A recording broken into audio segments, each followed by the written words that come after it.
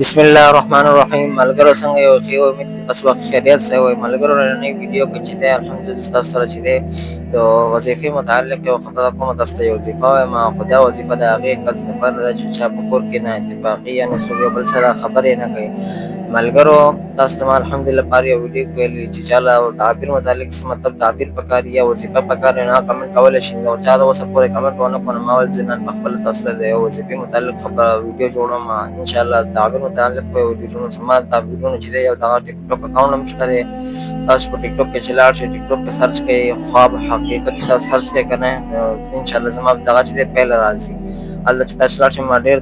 خوبونه تعبیرونه هلته د تخیل بیان کړي دي خو چې چاته په هغې کې میلاو نه شي نو هغه ماته کمنټ کولی شي تعبیر متعلق زه تاسو له تعبیر ویډیو جوړولی شم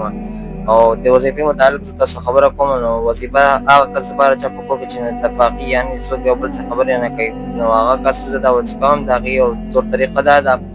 چې هغه د روزانه د مازدیګر لمونځ نه بعد دا آیت دی چې دی 11 کرته وایي آیت کم یو دی آیت تاسو شیر کوم د قرآن مجید کې د سورة الحجر 40 یعنی 47 نمبر آیت دی کو چاته داسې پته نه چلېږي نو قرآن مجید کې چې تاسو پهله دیم څخه کلاو کې پکې د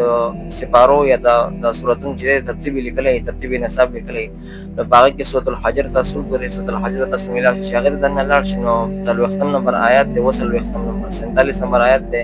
هغه آیت دا دی ونزعنا ما فی صدورهم من غل اخوانا علی سرر متقابلین دا آیت تاسو روزانه مازدیګر نه بعد 11 کرته چې د اسمان ته بره وګورئ کو پله تاسو دا وګڼئ زما د پاسه چھت دی کور کې داسې نو داسې نه ده تاسو بره بس داسې وګڼئ چې اسمان ته ګورم دا آیت تاسو اسمان طرف ته کوئ 11 مرتبه چې ووښئ او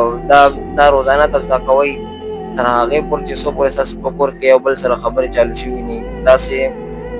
تاسو لګاتار کوئ انشاءالله ضرور به ستاسو په کور کې یو بل سره خبرې چالو کېږي او چا په کور کې چې دغه کېږي او څوک هم دا زما ویډیو ګوري د هغې په کور کې داسې چلېږي نو د هغې نه زما دا ریکویسټ دی عمل دې وکړي انشاءالله ډېره فایده به تاسو ته میلاولی شي چې فایده میلاولی شي تاسو له بله وظیفه در کومه دا ډېره ښه وظیفه ده ما د یو خپل استاد نه راغستې ده د دې ویډیو سمه له راکړئ اجازت والسلام